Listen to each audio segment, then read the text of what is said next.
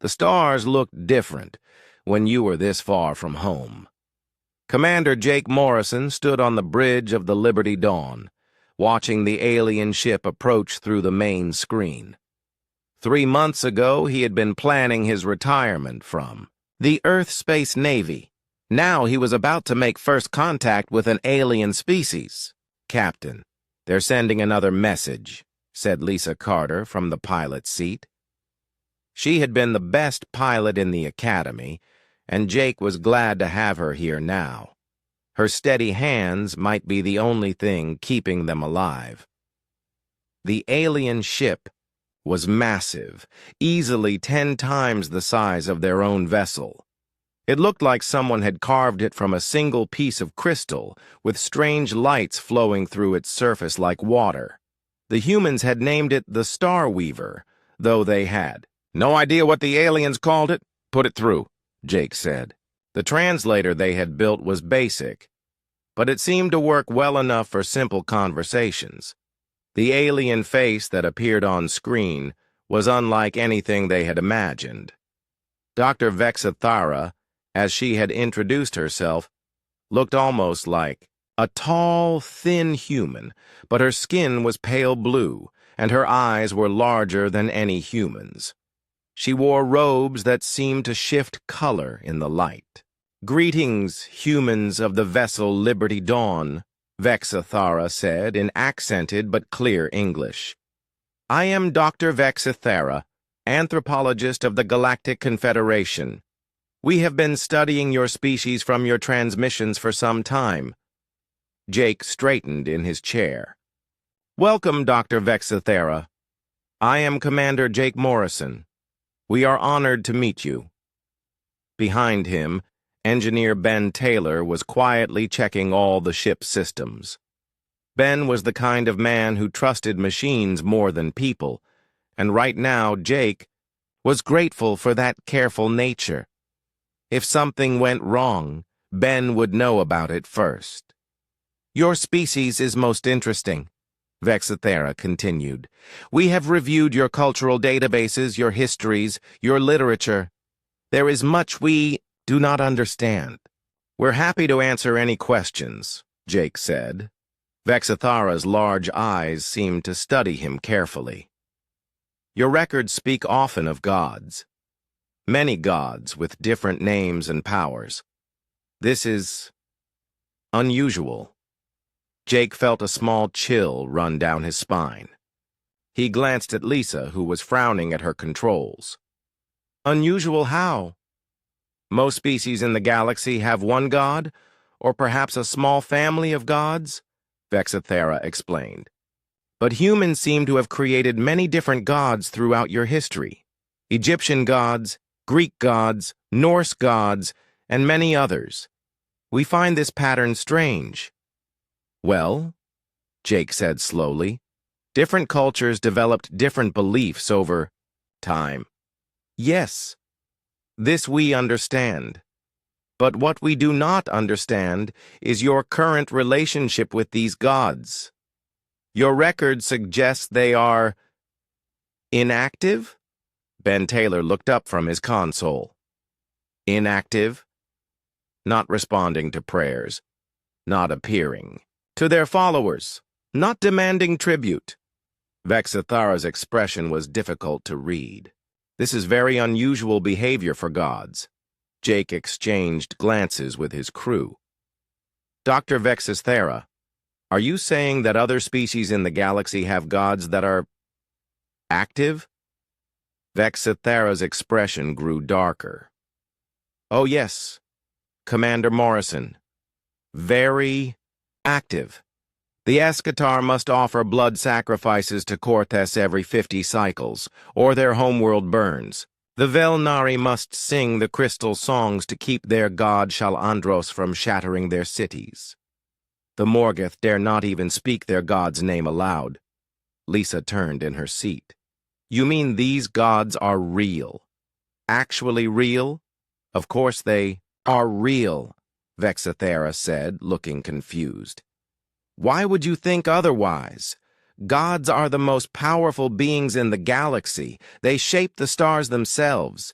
Every intelligent species knows this. The bridge of the Liberty Dawn fell silent. Jake could hear the hum of the engines and the quiet beeping of various instruments. Finally, he spoke. Dr. Vexathara, what exactly do these gods do? They rule, of course. They demand worship, tribute, sacrifice. They protect their chosen species from enemies, but they also punish those who displease them. This is the natural order of things. She paused. But your gods seem to make no demands at all. How do you know what pleases them? Jake felt sweat forming on his forehead. We manage. Fascinating. Your species must have developed very good diplomatic relations with your gods. Perhaps this is why humans seem so confident when other species would be fearful. Confident? Ben asked. Yes. We have been observing your crew for several days now. When faced with the unknown, when encountering alien technology, when meeting us for the first time, you show caution, yes, but not the terror that most species would feel. You act as though you believe you can handle any situation. Lisa laughed. Well, we usually figure something out. Vexathara's eyes widened slightly. You speak as though you have never needed to beg your gods for help. We've always been pretty self-sufficient, Jake said carefully. This is remarkable. Your gods must be very different from ours, very benevolent, very trusting. Vexathara leaned forward slightly. Tell me, Commander Morrison, when did your gods last appear to your people? Jake's mouth went dry. He could feel his crew waiting for his answer. It's been a while.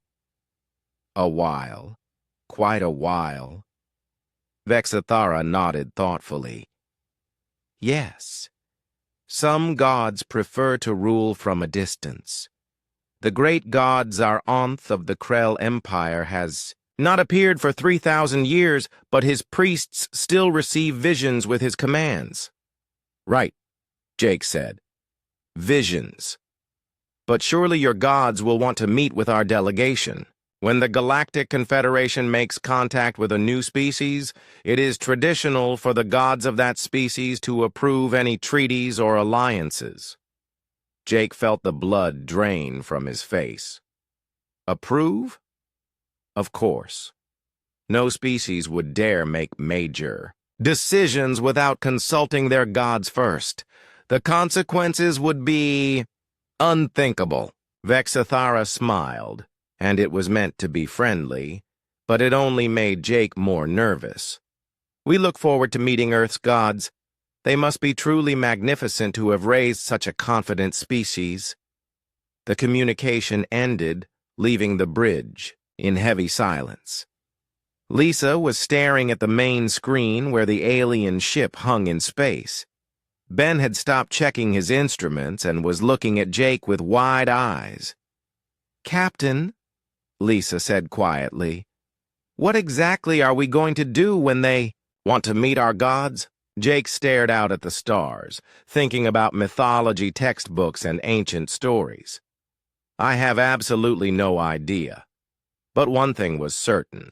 They were going to have to figure something out, and soon. Because if the aliens were right about gods, being real and powerful, humanity was about to face a problem unlike anything they had ever encountered before. The Liberty Dawn continued its course toward the Galactic Confederation capital, carrying the hopes and fears of an entire species into the unknown. The Confederation capital ship was larger than any city Jake Morrison had ever seen.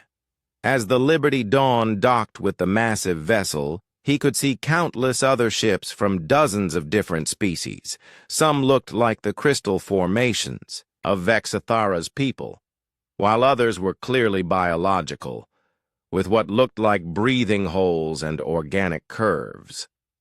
Stay close and keep your eyes open, Jake told his crew as they prepared to board. Lisa Carter checked her sidearm, though.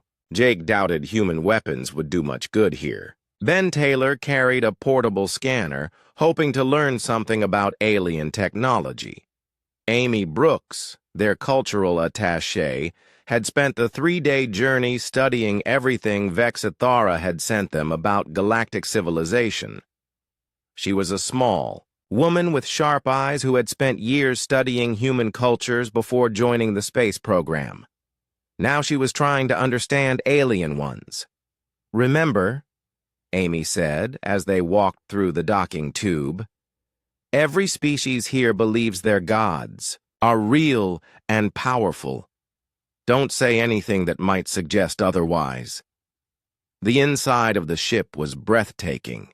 The corridors were wide enough for creatures much larger than humans, with ceilings that stretched high above their heads. Strange symbols glowed along the walls, providing a soft blue light. The air felt different, with a slight metallic taste that made Jake's nose tingle. Vexithara met them at the airlock, wearing different robes that seemed to change color as she moved. With her was a being that Jake could only describe as a walking tree. It was tall and brown, with bark-like skin and branches for arms. Its face was mostly hidden in shadows. "Welcome aboard the Heart of Unity," Vexithara said. "This is Ambassador Growlth of the Sylvani Republic." The tree being made a sound like wind through leaves. The translator turned it into words. "Greetings, small mammals. Your species shows promise." As they walked through the ship, Jake saw dozens of different alien species. Some walked on 2 legs like humans, while others slithered or rolled or moved in ways that hurt to watch. All of them seemed nervous, constantly looking over their shoulders as if expecting something terrible to happen. "The ship is quite impressive," Amy said to Vexithara. "It is blessed by 17 different gods," Vexithara replied proudly. "Each section is dedicated to the deity of whichever species built it. We must be very careful not to offend any of them." They entered a vast chamber filled with representatives from across the galaxy. Jake had never imagined so many different forms of life could exist. In the center of the room stood a being that looked like a lizard standing upright, covered in red and gold scales. Its eyes were yellow and cold.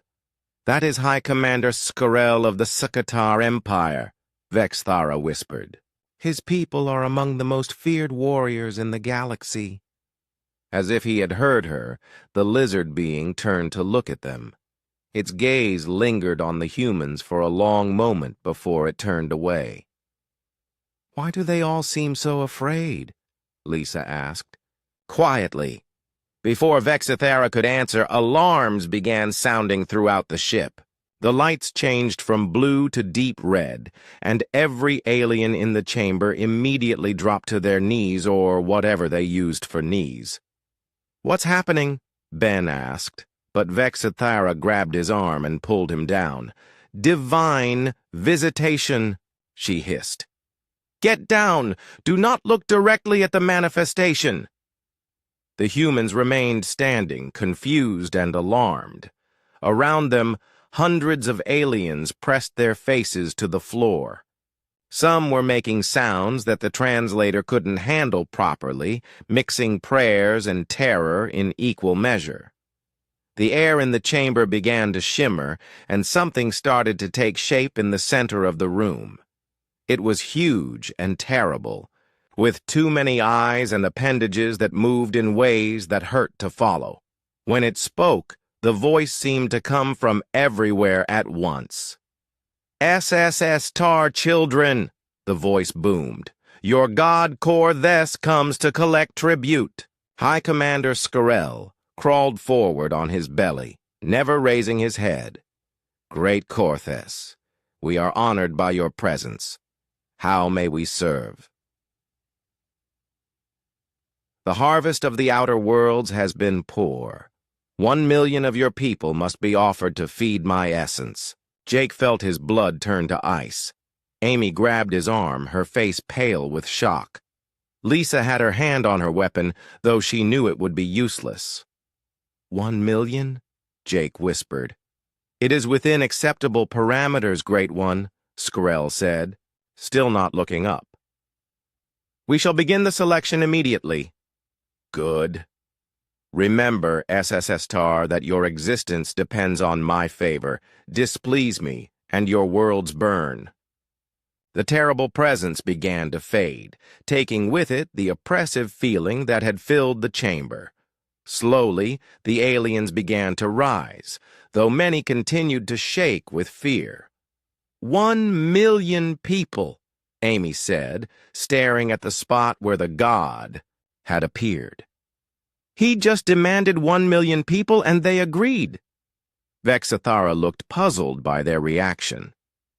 The number is unfortunate, but not unexpected. Korthus has not fed in many cycles. The Eschatar were prepared for this. Prepared? Lisa's voice was sharp with anger. They're going to kill 1 million of their own people! They will be honored to serve their god, Vexathara said, genuinely confused by Lisa's outrage. To die in divine service is the highest calling any being can achieve.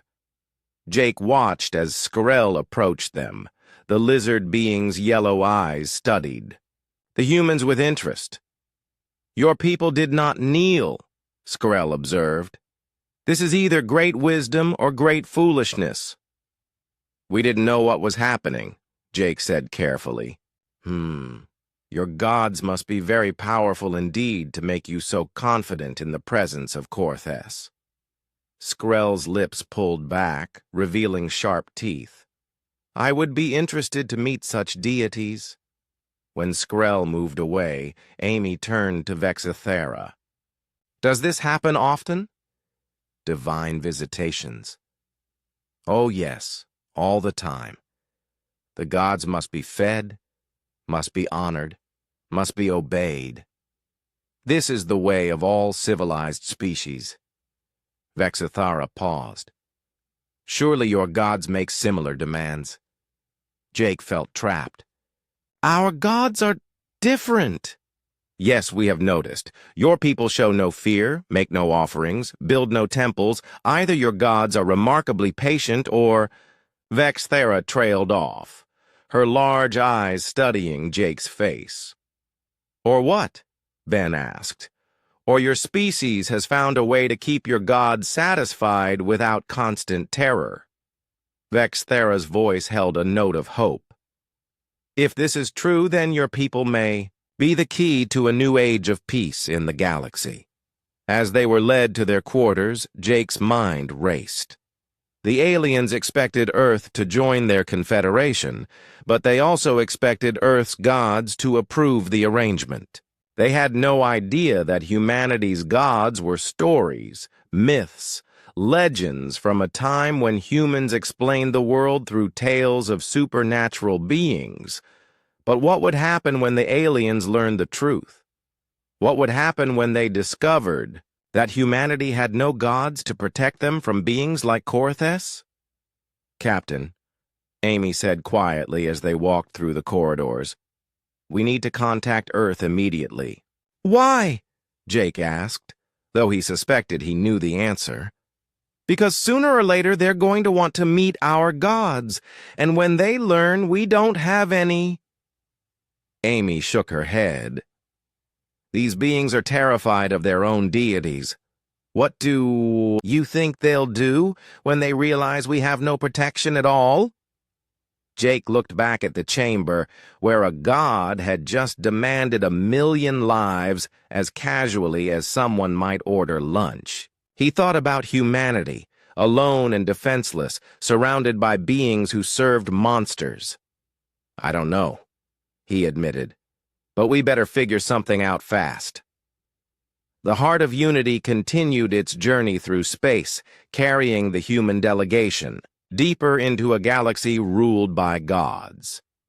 And somewhere behind them, Earth spun peacefully around its sun, completely unaware that its children had just discovered they were the only species in the galaxy that had never learned to kneel. The Confederation Council Chamber was the largest room Jake Morrison had ever seen. Representatives from over 200 species sat in curved rows that rose toward a domed ceiling painted with swirling galaxies.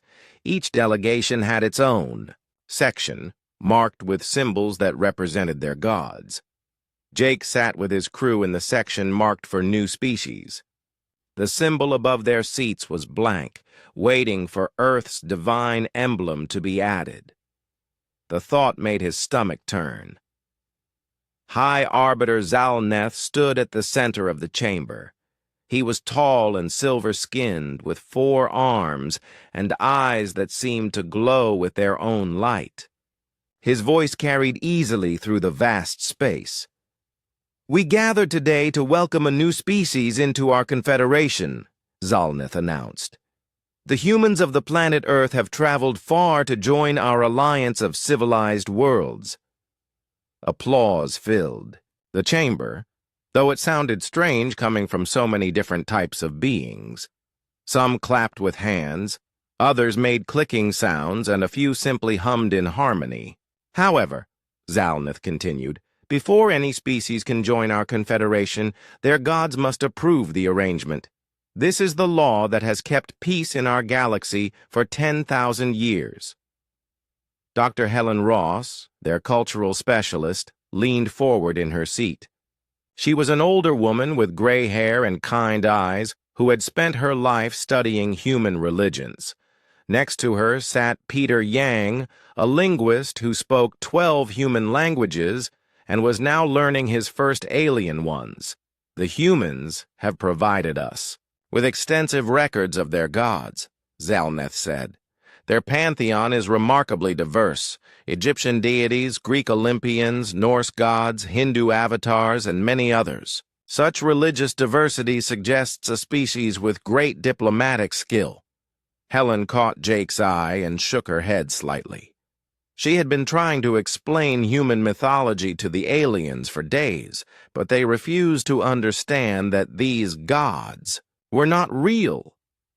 "Therefore," Zalneth continued, "we formally request that Earth's gods appear before this council to approve humanity's entry into our confederation." The chamber fell silent. Jake could feel hundreds of alien eyes focused on him. He stood slowly, his legs feeling weak. "High Arbiter Zalneth," Jake began, his voice echoing in the vast space. "We are honored by your invitation to join the Confederation." "Excellent. When will your gods arrive?" Jake looked at Helen, who gave him a small nod of encouragement.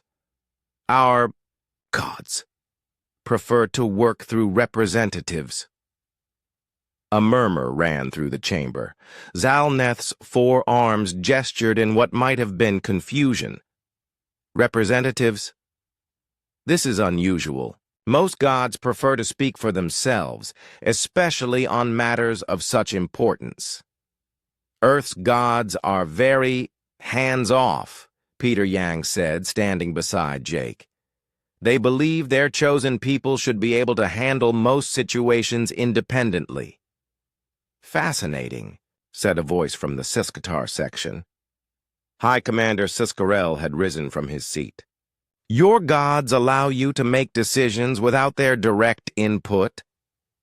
"Within reason," Jake said carefully. "And they do not punish you for making wrong decisions?" "They trust our judgment." Another murmur, this one sounding amazed. Jake could see alien representatives whispering to each other in dozens of different languages. "Your gods sound most enlightened," Zalneth said. "However, Confederation law is clear. Divine approval must be given directly, not through intermediaries." Helen stood up. "High Arbiter, perhaps we could arrange a more traditional meeting." "What do you propose?" Helen took a deep breath.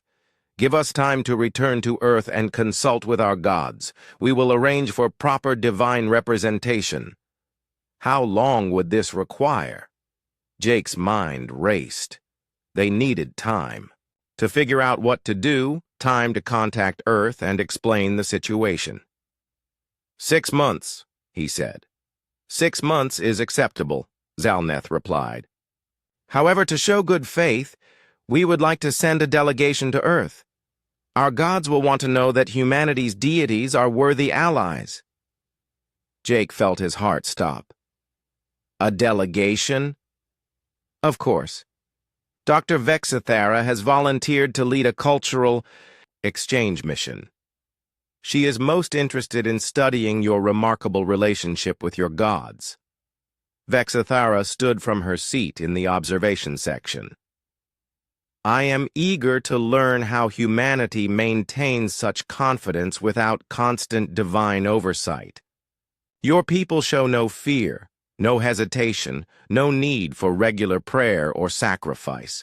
It suggests a level of divine trust that is unprecedented in galactic history. We are very self-reliant, Peter said weakly. Yes, this is what fascinates me. Most species live in constant terror of displeasing their gods. We check every decision, every action, every thought against divine will. But humans seem to act as though they have complete freedom. Freedom is important to us, Amy Brooks said from her seat. And your gods allow this freedom? They do not demand constant worship? No sacrifices? No tribute? The humans exchanged glances. Jake could see the trap they were walking into. Every answer that made humanity sound good also made it sound like they had the most understanding gods in the galaxy. Our gods believe in personal responsibility, Helen said finally. The chamber erupted in amazed chatter. Jake could hear fragments of conversation as they were translated. No daily prayers, no blood offerings. They make their own decisions? How do they know what pleases their gods? Zalneth raised all 4 arms for silence. This is indeed remarkable. Your gods must be very powerful to inspire such confidence in their followers. They are sufficient for our needs, Jake said. I look forward to meeting them, Zalneth said. Dr. Vexithara, prepare your delegation. You will accompany the humans back to Earth. As the council session ended, the human delegation was surrounded by curious aliens. They all wanted to know more about Earth's gods, about how humans had achieved such a remarkable relationship with divine beings. Your gods must teach ours, said a crystalline being from the Velnari. Perhaps they could show our deities how to rule with kindness instead of fear. We would be honored if your gods could speak with Shalandros, added another. Maybe they could convince him to stop shattering our cities when he is displeased. Jake nodded and smiled and made vague promises, while his mind raced with panic. These beings were expecting to meet gods, real, powerful, divine beings who could stand toe-to-toe with monsters like Korthus. Instead, they were going to find a species that had grown beyond the need for gods, that had built their civilization on science and reason rather than fear and worship. Captain, Helen whispered as they made their way back to their quarters. What are we going to do? I don't know, Jake admitted, but we have 6 months to figure it out. 6 months to produce gods we don't have, Peter said grimly.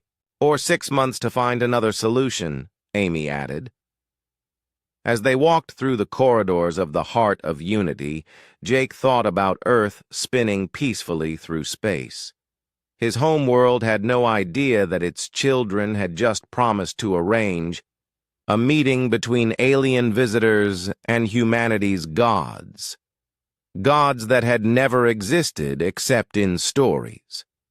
Gods that these aliens expected to be real, powerful, and willing to negotiate treaties. Gods that, if they didn't appear, would leave humanity defenseless in a galaxy ruled by beings who demanded blood sacrifice and absolute obedience. 6 months, Jake muttered to himself as they reached their quarters. We have 6 months to figure out how to save the human race. Behind them, the council chamber was still buzzing with excitement about the species that had achieved perfect harmony with their deities. None of the aliens suspected that they were about to discover something that would shake the foundations of galactic civilization. They were about to meet the first species in the galaxy that had never learned to fear its gods. Because humanity's gods had never been real enough to fear. The emergency session convened in the deepest levels of the Pentagon, in a room that officially didn't exist. Admiral Kate Sullivan sat at the head of a table, surrounded by the most important people on Earth. The Liberty Dawn had returned 3 days ago with news that had sent shockwaves through every government on the planet. Let me make sure I understand this correctly, Admiral Sullivan said, her voice sharp with controlled tension. The aliens expect us to produce gods, real gods. Powerful beings who can negotiate treaties and stand up to creatures that demand blood sacrifice. Commander Jake Morrison nodded grimly. That's correct, Admiral, and they're sending a delegation to Earth to meet these gods in person. Rick Martinez, the director of Xenological Affairs, rubbed his temples. He was a thin man with tired eyes, who had spent the last 72 hours reading every report the delegation had filed. How long do we have? 6 months before the formal treaty ceremony, Dr. Helen Ross said. But Vexithara's delegation will arrive in 3 weeks. 3 weeks, Admiral Sullivan repeated. 3 weeks to figure out how to handle visitors who expect to meet gods that don't exist. Dr. Caroline Nash leaned forward in her chair. She was a professor of philosophy and religious studies from Harvard, hastily recruited when the government realized they needed experts on mythology and human belief systems. Her gray hair was pulled back severely, and her eyes held the sharp intelligence of someone who had spent decades thinking about impossible problems.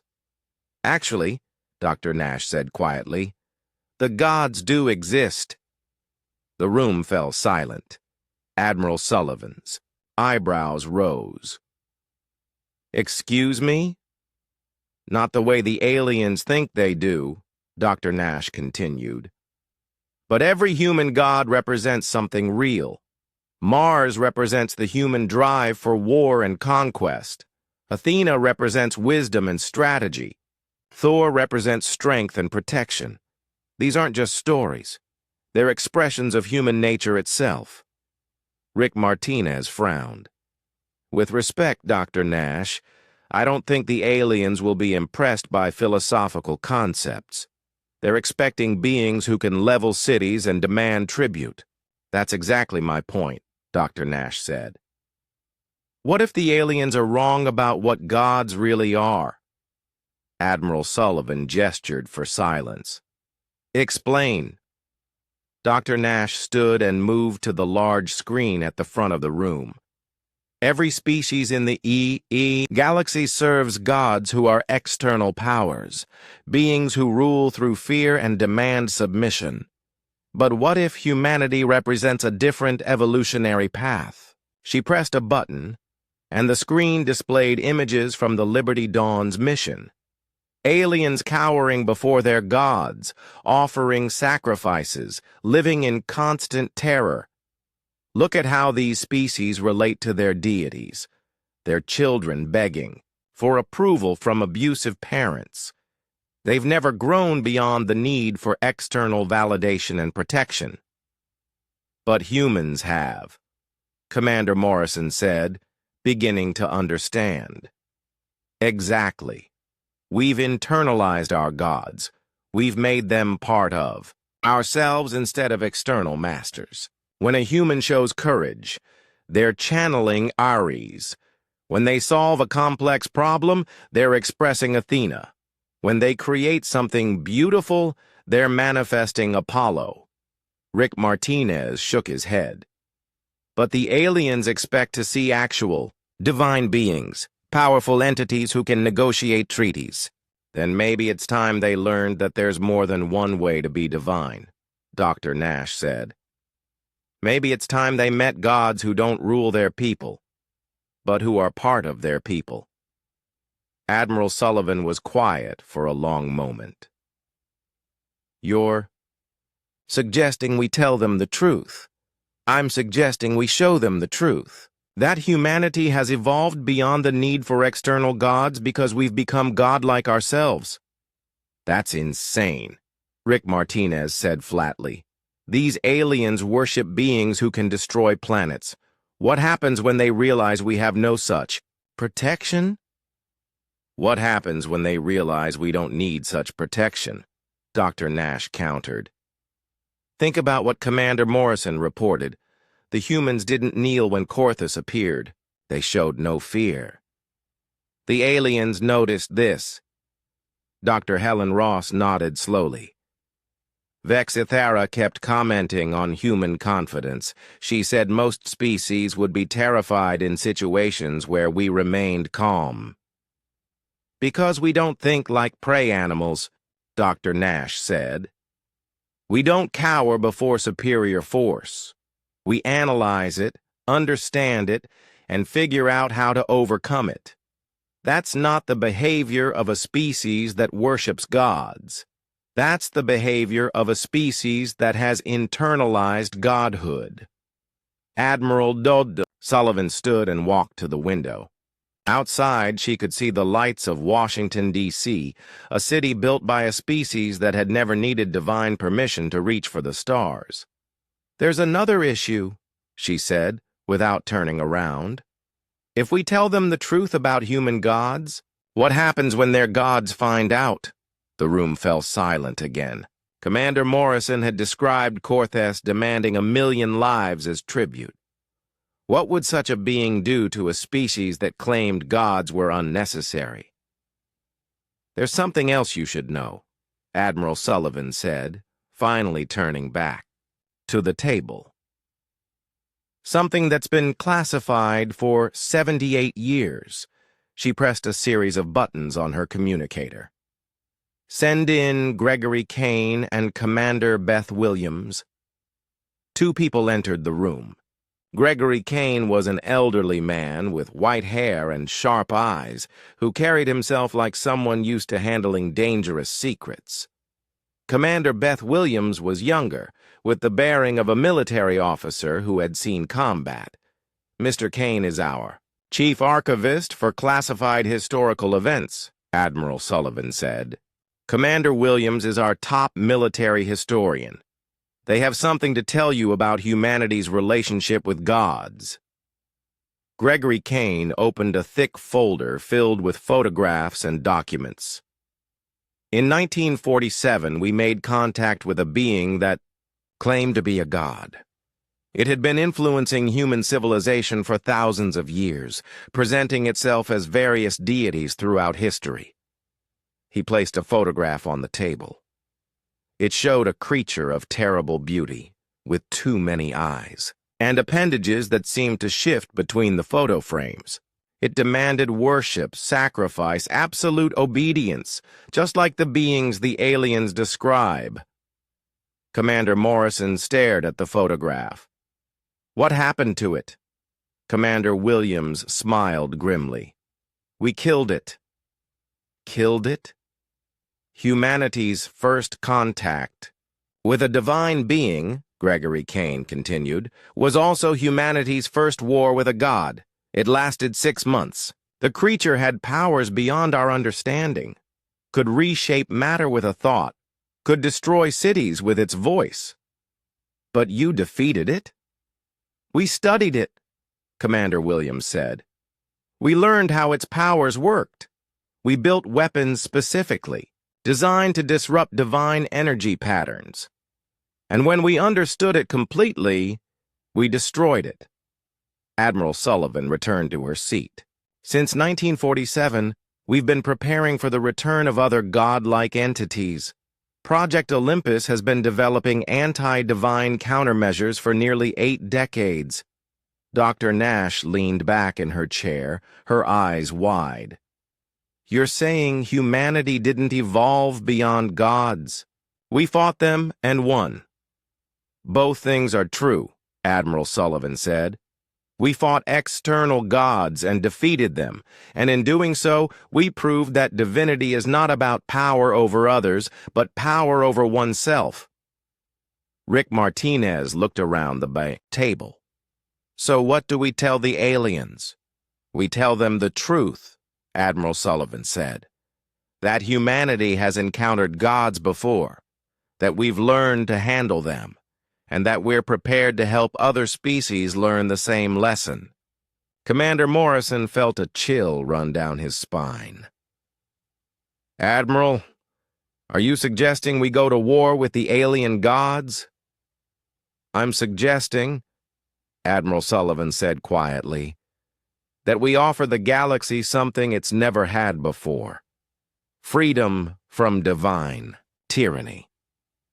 Outside the room, Earth continued its quiet orbit around the sun. In 3 weeks, alien visitors would arrive expecting to meet gods. Instead, they would meet the first species in the galaxy that had learned to say no to divinity. And in 6 months, when the galaxy's gods learned what humanity really was, the universe would discover what happened when an unstoppable force met. An immovable object. The age of divine rule was about to end. The classified archives beneath Nevada contained secrets that could reshape humanity's understanding of its own history. Dr. Laura Kim walked through corridors lined with files that officially didn't exist, following Gregory Kane deeper into the mountain. Project Olympus began as a response to the 1947 incident, Kane explained as they passed locked doors, marked with symbols Laura didn't recognize. But as we studied the remains of the entity, we realized it wasn't the first god to visit Earth, or was a xenoarchaeologist pulled from her work on ancient civilizations to help understand humanity's real relationship with divine beings. She had spent her career studying human mythology, never imagining she would discover that the myths were based on facts. Here, Kane said, stopping at a heavy door marked with warnings in 12 languages. Everything we know about humanity's God problem. The room beyond was vast, filled with artifacts and documents spanning thousands of years. Ancient tablets, medieval manuscripts, and modern computer drives all shared space in climate-controlled cases. Commander Beth Williams was waiting for them, standing beside a display case that contained what looked like a piece of crystallized lightning. Dr. Kim, thank you for coming. We need your expertise. What exactly am I looking at? Laura asked, studying the strange artifact. A fragment of divine essence, Beth replied. Taken from the being we defeated in 1947, but it's not the only one. She led Laura to another case containing similar fragments, each one different but clearly related. We've been collecting these for decades. Every time we find evidence of divine intervention in human history, we investigate. Kane opened a thick file. The entity we fought in 1947 wasn't acting alone. It was part of a network of beings that had been manipulating human civilization for millennia. Laura studied photographs of ancient carvings, medieval paintings, and modern reports. These all show the same pattern. Divine beings demanding worship, shaping human development, controlling our evolution. Exactly. But something changed about 2,000 years ago. Beth pulled up a holographic display showing a timeline of human history. Divine interventions became less frequent. The beings stopped appearing directly to humans. They began working Through intermediaries, through religions and belief systems instead of direct manifestation. Why? Laura asked. Because humans started fighting back. Kane activated another display, this one showing archaeological sites around the world.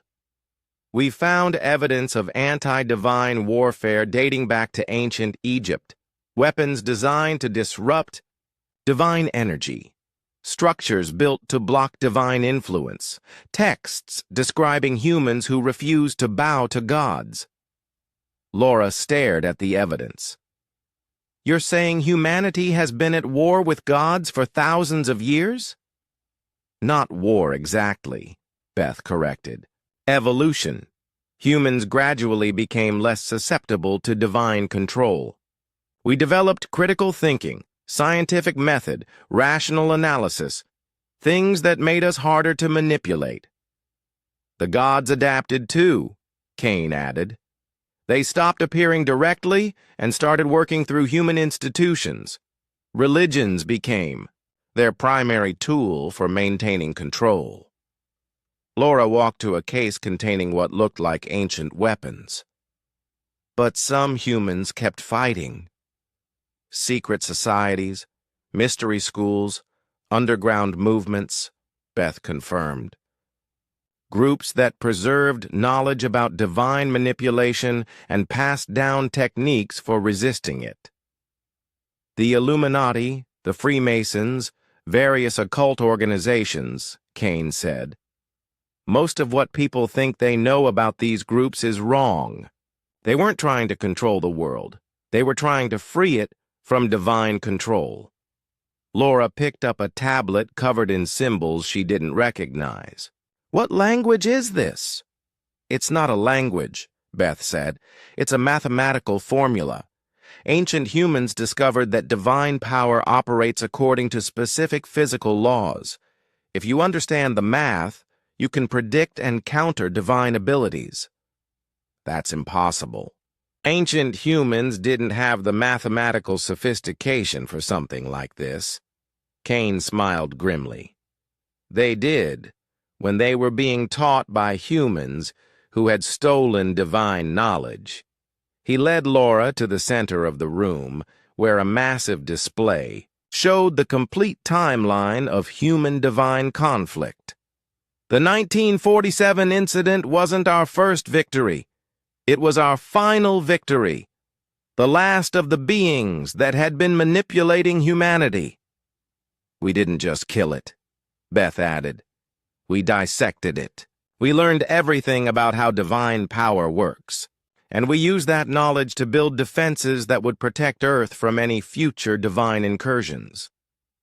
Laura studied the timeline, seeing patterns she had never noticed before. The Renaissance, the Scientific Revolution, the Industrial Revolution. These were all periods when human development accelerated rapidly. Because they were periods when divine influence was at its lowest, Kane confirmed. Every time humans broke free from divine control, we made incredible advances. But the gods always found new ways to reassert control, Beth said. Until 1947. Laura turned to face them. What made 1947 different? Nuclear weapons, Beth said simply.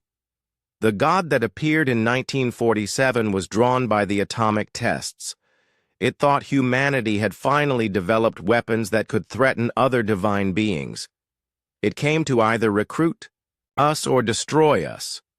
Instead, we captured it and learned how to kill gods. Kane opened one final file, this one containing technical specifications that hurt Laura's head to look at. Project Olympus has spent 78 years developing these technologies. We have weapons that can disrupt divine essence, shields that can block divine influence, and detection systems that can identify divine beings from across star systems. We're ready, Beth said quietly. If the alien gods decide humanity needs to be controlled or destroyed, we can stop them. Laura felt overwhelmed by the implications. Does anyone else know about this? The president, a few key military leaders, certain scientists and scholars, Kane said, we've been preparing for the day when humanity would need to choose between freedom and divine protection. And now that day has come, Beth added. The aliens expect us to have gods. When they learn we've eliminated ours, their gods will have to decide what to do about us. Laura looked around the room filled with evidence of humanity's hidden war against divinity.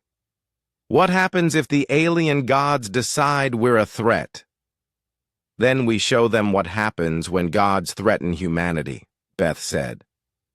We've been preparing for this confrontation for nearly a century. We know how divine beings think, how they operate, what their weaknesses are. We're not just the only species that learned to live without gods, Kane added. We're the only species that learned how to fight them and win. An alarm sounded softly throughout the facility. Beth checked her communicator and nodded to Kane. Dr. Vexthera's delegation has just entered Earth's solar system, she announced. They'll be here in 6 hours. Laura felt her heart race. Are we really going to tell them the truth? We're going to show them what humanity has become, Kane said. A species that doesn't need gods because we've learned to be our own gods. And if their gods don't like that? Beth Williams smiled, and it was not a gentle expression. Then they'll learn why their civilizations have spent thousands of years living in fear, while humanity has spent the same time learning to make fear obsolete. As they left the archives, Laura thought about the alien visitors approaching Earth. They expected to meet gods, beings of terrible power who demanded worship and sacrifice. Instead, they were about to meet the descendants of the species that had looked at such beings and decided they were unnecessary. They were about to discover that humanity hadn't just evolved beyond the need for gods.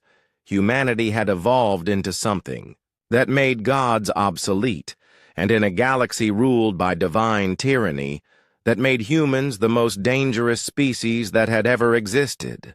Dr. Vexthera stood on the observation deck of her ship, staring at the blue marble that was Earth. After months of studying human culture, she was more confused than ever. The planet below showed no signs of divine architecture, no massive temples, no cities built to honor gods. Instead, she saw a world covered in structures that seemed designed purely for the beings who lived there. Fascinating, she murmured to her assistant, a crystalline being named Sheltar. I see no divine palaces, no god cities. Where do Earth's deities reside? Perhaps they are more subtle than our gods, Sheltar suggested. The humans did say their gods prefer to work from a distance. 3 days had passed since their arrival, and the aliens had been treated to tours of human cities, museums, and cultural sites. But nothing they saw matched their understanding of how a God-fearing species should live. The humans show us art, literature, music, science, Vexthera said. But where are the shrines? Where are the offerings? Where are the priests trembling in fear? Below them, New York City sparkled in the afternoon sun. Millions of humans went about their daily lives, building, creating, learning, growing. None of them appeared to be living in terror of divine judgment. A communication alert sounded. Dr. Vexthera, came Commander Morrison's voice. We're ready to begin the formal meetings. Are you prepared to meet with Earth's divine representatives? Vexthera felt a thrill of excitement mixed with terror. After a lifetime of studying religion and divine beings, she was about to meet gods who had achieved what no other deities in the galaxy had managed, a peaceful, productive relationship with their worshippers. The meeting was held in the United Nations building, in a chamber specifically prepared for the occasion. As Vexithara and her delegation entered, they saw humans arranged around a large table. But something was wrong. "Where are your gods?" Sheltar whispered. The humans all looked, remarkably calm. Dr. Helen Ross stood as they entered. "Dr. Vexithara, welcome. Please sit down. We have much to discuss." "We are honored," Vexithara said, taking her seat but continuing to look around the room. "But I do not see any divine presences. Are your gods planning to appear?" "They are." "Here," Dr. Caroline Nash said quietly. "They've been here all along."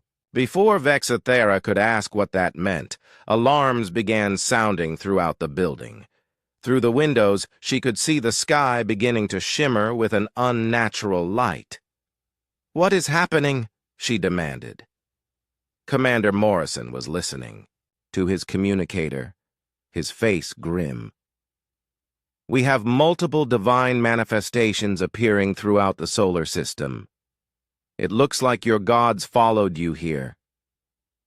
The air in the chamber grew thick and oppressive. Vexithara felt the familiar terror that came with divine presence, the crushing weight of being in the presence of being so powerful they could unmake reality with a thought. Outside, shapes began forming in the sky. Massive, terrible forms that hurt to look at directly. Korthes, the blood god of the Skatar. Shalandros, the crystal tyrant of the Velnari. At least a dozen other divine beings, all manifesting at once above Earth's major cities. "They have come to meet Earth's gods," Vexithara said, her voice shaking with fear. "You must summon your deities immediately." But the humans remained calm. Dr. Nash stood and walked to the window, looking up at the terrible forms filling the sky. "Our gods are already here," she said simply. "You're looking at them." "What?" Vexithara stared at the humans in confusion. "I see no divine beings, only humans." "Exactly," Dr. Nash said. "Humanity learned long ago that we don't need external gods when we can be divine ourselves." The terrible voice of Korthes boomed across the city. "Humans of Earth, where are your gods? We demand to speak with the deities of this world." Commander Morrison stood and walked to a control panel. "This is Commander Jake Morrison of Earth. Defense command to all divine entities currently manifesting in Earth's atmosphere. You are trespassing in human space. Leave immediately," Vexithara gasped. "You cannot speak to gods that way. They will destroy your world." "Insolent mortals!" Korthes roared. "You will kneel before your betters." "No," Dr. Nash said simply. "We won't." She pressed a button on the table, and suddenly the chamber was filled with holographic displays showing Earth's military installations. Ships were launching from hidden bases, weapon systems were powering up, and technologies that Vexithara couldn't identify were coming online. "For 78 years, Dr. Nash explained calmly, humanity has been preparing for this moment. We've studied divine beings, learned their weaknesses, developed countermeasures." Above the city, Korthes was growing larger, more terrible. "Submit or be destroyed!" Commander Steve Rogers' voice came over the communication system. "USS Godbreaker is in position. All Godkiller systems are armed and ready." "Godkiller?" Vexithara whispered. "Weapons specifically designed to disrupt divine essence," Dr. Nash explained. "We learned how to build them after we killed our last god in 1947. The sky suddenly filled with light as human ships opened fire. But these weren't normal weapons. The energy beams that struck the divine beings caused them to flicker, to lose cohesion, to scream in voices that shook the planet. "Impossible!" Corthus howled as his form began to destabilize. "Mortals cannot harm gods!" "We're not mortals," Colonel Nancy Price's voice came over the comm from her command ship. "We're humans. There's a difference." Vexithara watched in horror and amazement as the divine beings that had terrorized the galaxy for millennia were systematically dismantled by human technology. Corthus, the blood god who had demanded millions of lives, was reduced to wisps of energy that dissipated in Earth's atmosphere. "How?" she whispered. "We studied them," Dr. Nash said. "We learned that divine power follows specific physical laws. Once you understand the science behind godhood, gods become just another engineering problem to solve." One by one, the divine beings fell. Some tried to flee, but human ships pursued them beyond the solar system. Others attempted to bargain, offering power and knowledge in exchange for mercy. The humans ignored them all, continuing their methodical destruction of beings that had ruled the galaxy through fear. "Your gods," Vexithara said, staring at the humans with new understanding. "You said your gods were here." "We are our own gods," Dr. Nash replied.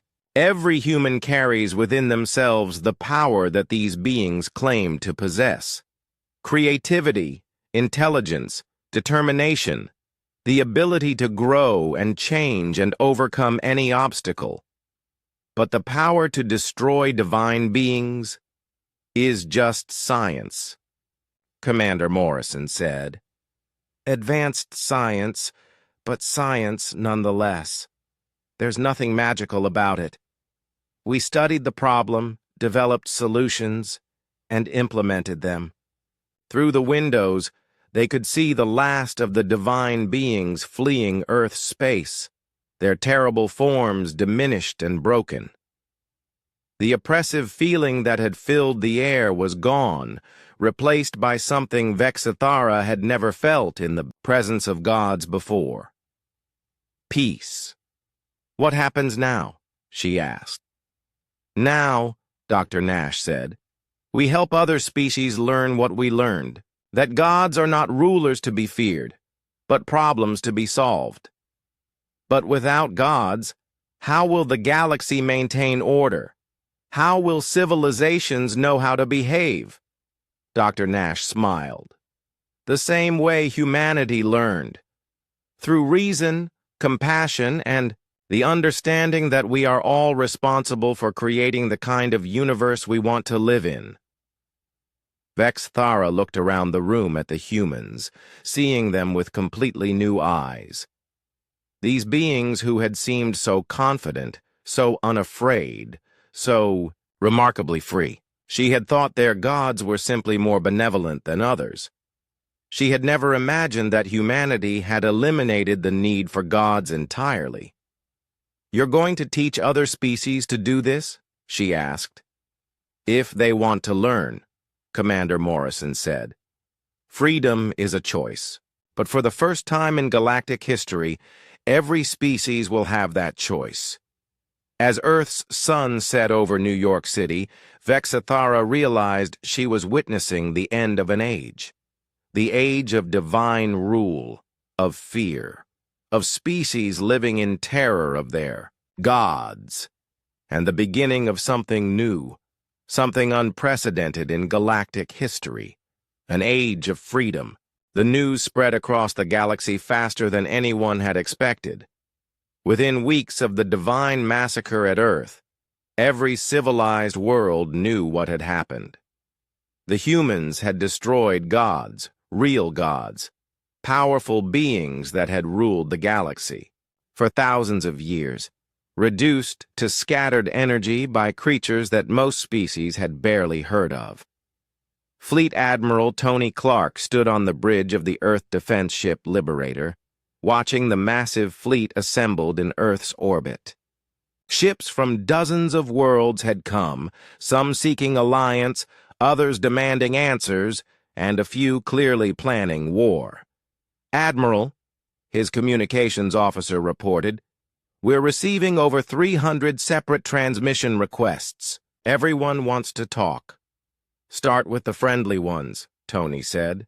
"Ambassador Lee, are you ready for this?" Sarah Lee nodded from her position at the diplomatic station. She had been Earth's first ambassador to alien species for exactly 6 weeks. Ever since the government realized they needed someone who could handle first contact with species that might see humans as either saviors or threats. "Put through the Hivetal delegation first," Sarah said. They sounded the most hopeful in their initial message.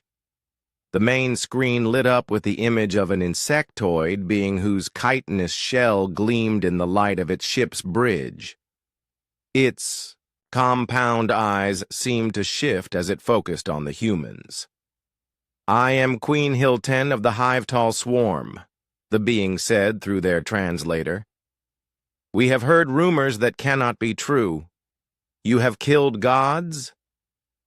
"That's correct," Admiral Clark said. Simply, the insect queen's mandibles clicked rapidly. "Zarthul the Hunger has devoured 17 of our colony worlds. Our people die by the billions to feed his essence. You say you can stop this?" "We can teach you to stop it," Sarah Lee replied. "We're not here to solve your problems for you. We're here to show you that the problems can be solved." "How?" Admiral Clark gestured to his tactical officer. "Show her the God-Killer specifications." The screen split to display technical readouts that made the alien queen recoil.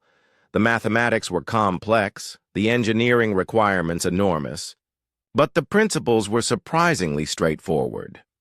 "Divine beings operate on specific energy frequencies," Admiral Clark explained. "Once you understand how to disrupt those frequencies, gods become vulnerable to conventional attack." "You would share this knowledge?" "Freely," Sarah said. "But you have to understand that killing your god means taking responsibility for your own civilization. No more divine guidance, no more supernatural protection. Just you and your people making your own choices." Queen Hilton was quiet for a long moment. "Many of my people will resist this. They have worshipped Zarthul for millennia." "Change is hard," Sarah agreed, "but slavery is harder." The transmission ended, and Admiral Clark turned to his crew. Next, the Velnari delegation was less enthusiastic. Their crystalline forms shimmered with distress as they spoke. "Your actions have doomed the galaxy," their representative Shalvan declared. "Without gods to maintain order, civilizations will collapse into chaos." "How much chaos can there be?" Admiral Clark asked. "Your god Shal Andros has been shattering your cities for generations. Your people live in constant terror. How is that? Better than making your own mistakes?" "Because our mistakes are small," Shalavan replied. "Divine punishment teaches us to be careful, to think before we act, to consider consequences." "Fear teaches you to be paralyzed," Sarah corrected. "Not careful. When you're terrified of making mistakes, you stop taking risks. You stop growing. You stop evolving. Evolution is dangerous.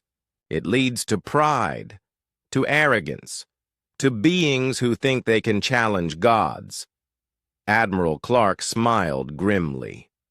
"It does. And sometimes those beings win." The conversation with the Skatar was more heated. High Commander Skarel appeared on screen, with his yellow eyes blazing with anger. "You have murdered our god!" he hissed. "Korthus was ancient when your species was crawling in mud! You will pay for this blasphemy!" "Korthus was a parasite," Admiral Clark replied calmly. "He fed on your people, demanded their lives, gave nothing in return except the promise not to kill more of you immediately." He protected us from our enemies. Did he? Or did he just make sure you never developed the strength to protect yourselves? Sarah. Lee pulled up historical records on her display. According to our analysis of galactic history, the Skatar were once a peaceful, highly advanced species. Your technology and culture stagnated the moment Korthus arrived. You've made no significant progress in over 3,000 years. Progress is dangerous. It leads to pride. It leads to freedom, Admiral Clark said. But if you prefer slavery, that's your choice. We're not going to force you to be free. You have no choice in the matter, Escarol snarled. Without Korthus, we are defenseless. You must protect us now. No, Sarah said firmly. We must teach you to protect yourselves. If you want our help, you'll need to learn to be partners, not pets. The transmission cut off abruptly as Escarol apparently decided humans were too dangerous to negotiate with. That went well, Admiral Clark muttered. Over the following days, the pattern became clear. Some species, like the hive towel and the aquatic merloth, were eager to learn human techniques for divine independence. They had suffered under divine rule and saw humanity's victory as a chance for liberation. Others, like the Velnari and Skatar, were terrified by the implications. They had built their entire civilizations around divine worship and couldn't imagine existing without gods to guide them, and a few species, like the machine race Koranic, were actively hostile. The humans must be destroyed, the Koranic delegate declared during one particularly tense negotiation. They have upset the natural order. Without gods to rule, lesser species will think themselves equal to their betters. Which species are the betters? Sarah asked innocently. Those who serve gods most faithfully, of course. And what happens when the gods decide they don't need faithful servants anymore? The Koranic delegate's mechanical form whirred with calculation. Gods are eternal. They do not change. Neither did Korthus, Admiral Clark pointed out, right up until we killed him. As the weeks passed, the galaxy began to divide into three camps. The Liberation Front, led by species who wanted to learn human techniques. The Divine Order, made up of species who still believed in traditional divine rule. And the Neutral Zone, containing species who were waiting to see which side would win. But it was Dr. Vex Thara who provided the most important perspective. She had remained on Earth, studying human society and culture, trying to understand how a civilization could function without divine guidance. I have been observing your species for 2 months, she told Sarah during one of their regular meetings. And I think I understand what makes you different. What's that? You take responsibility for your own actions. When something goes wrong in human society, you don't blame gods or fate or cosmic forces. You analyze the problem and work to fix it.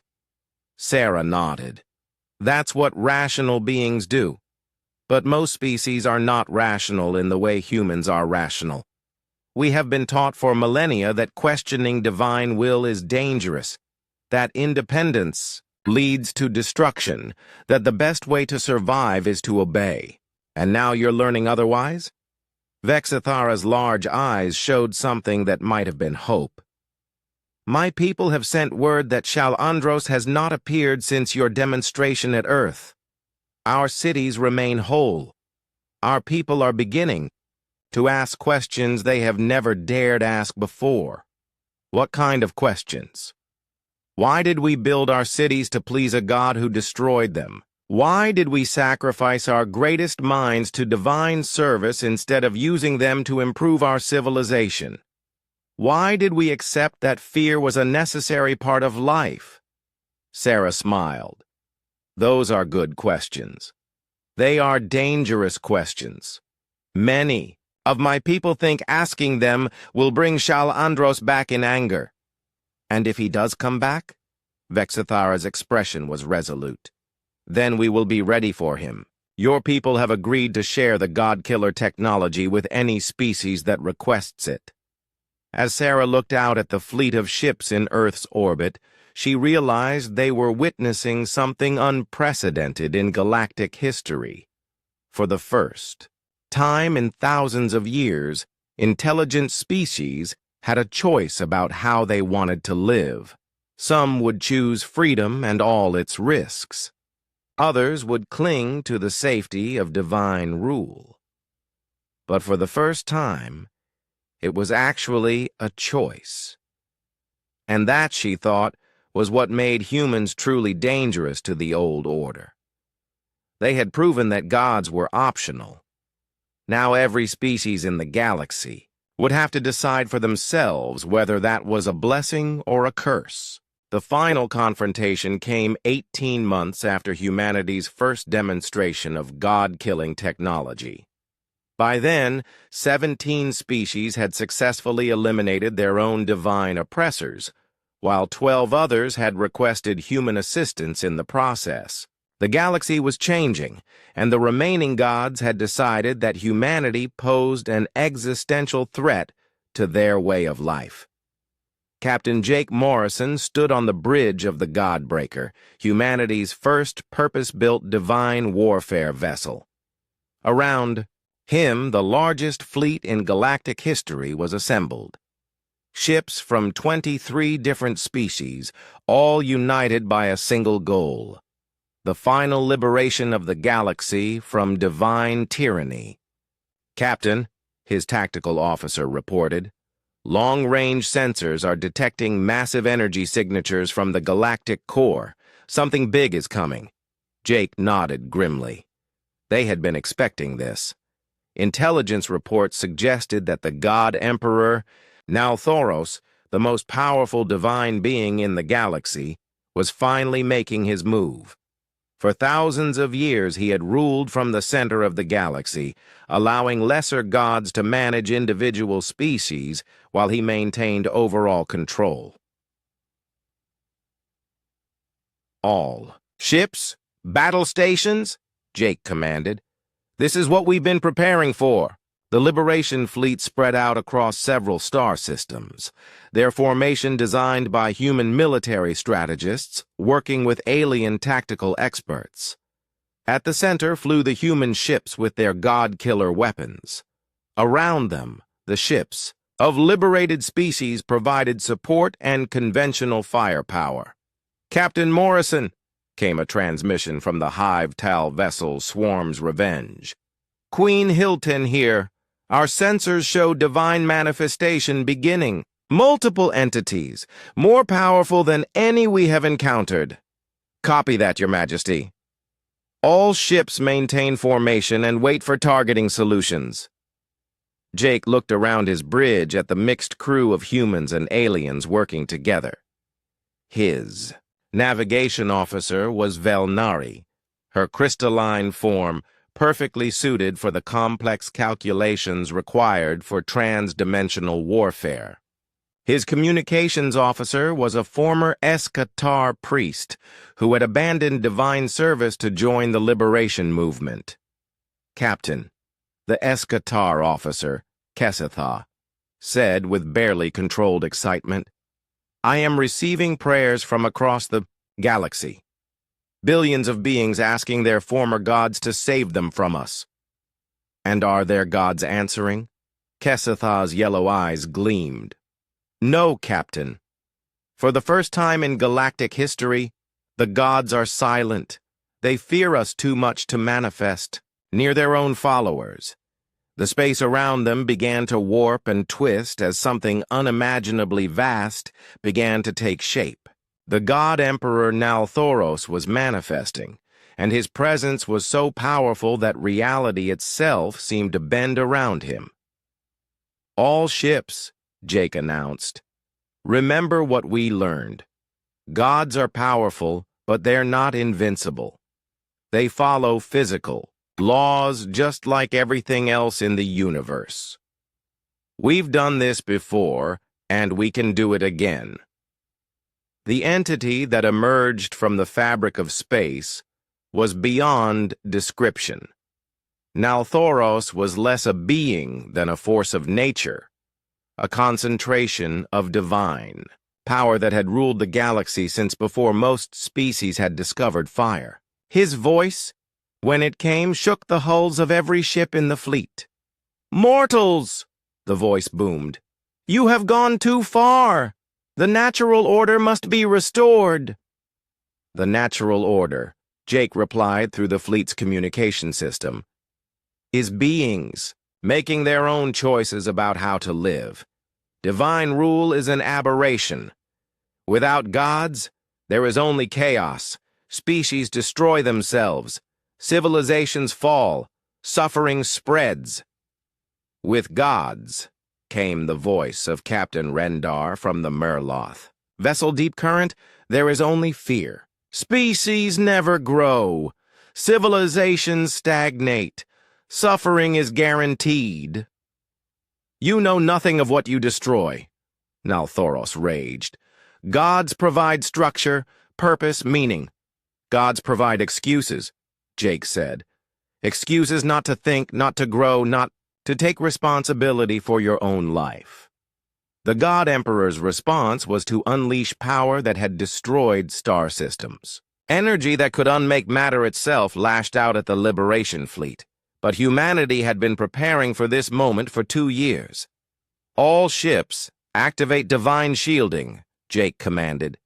The human ships deployed technology reverse-engineered from the gods they had already killed. Energy barriers that operated on the same frequencies as divine power, deflecting Nalthoros's attack and scattering it harmlessly into space.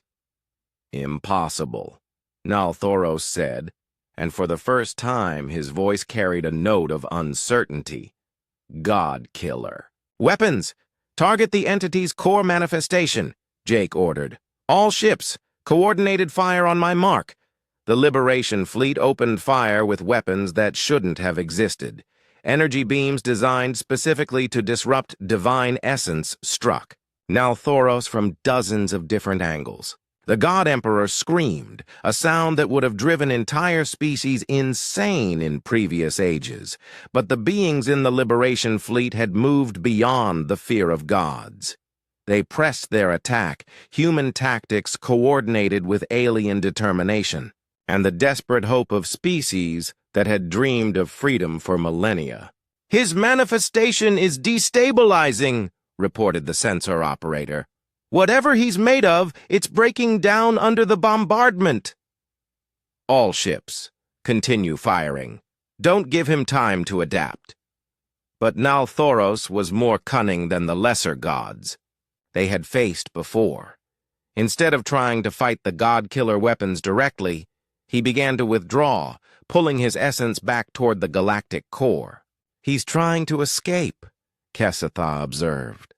"No," Jake said, studying the tactical display.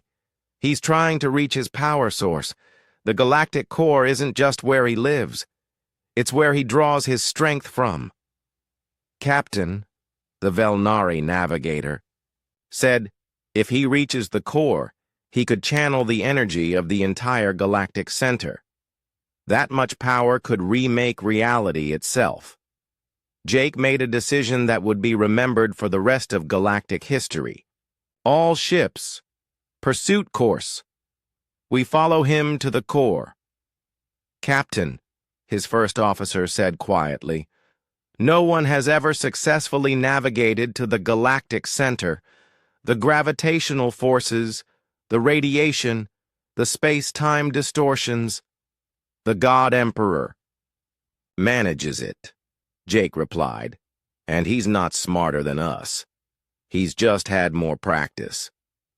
The Liberation Fleet plunged into the chaotic region at the galaxy's heart, following the retreating god through zones of space that twisted physics into impossible shapes.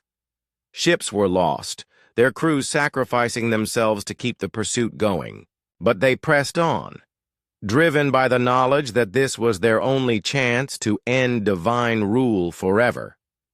At the Galactic Center, they found something that rewrote their understanding of the universe. the massive black hole at the galaxy's heart, wasn't just a gravitational anomaly.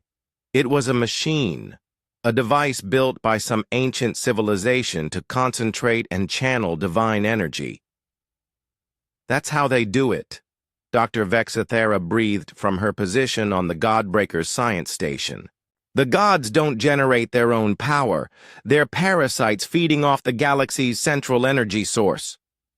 Nalthoros had reached the machine and was drawing power from it, growing larger and more terrible with each passing moment. "Now you see the truth!" he roared.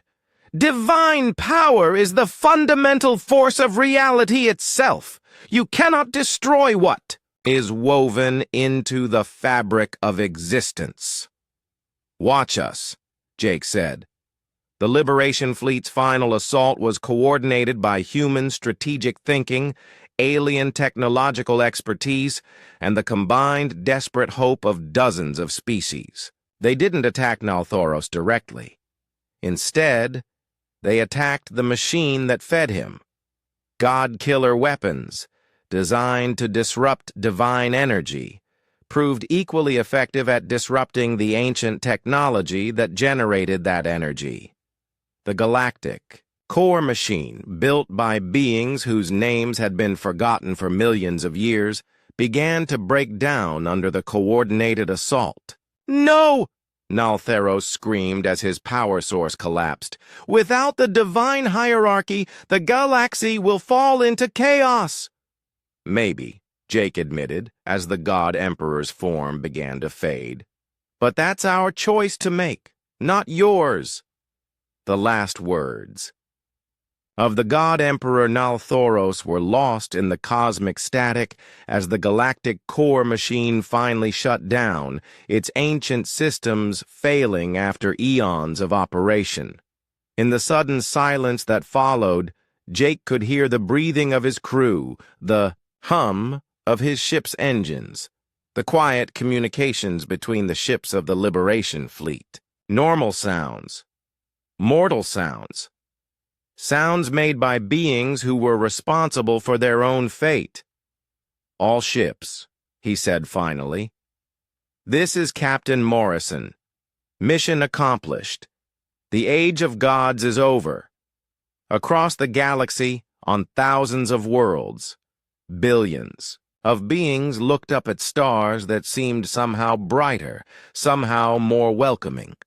For the first time in galactic history, intelligent species were truly free to make their own mistakes, choose their own paths, and decide for themselves what kind of universe they wanted to build.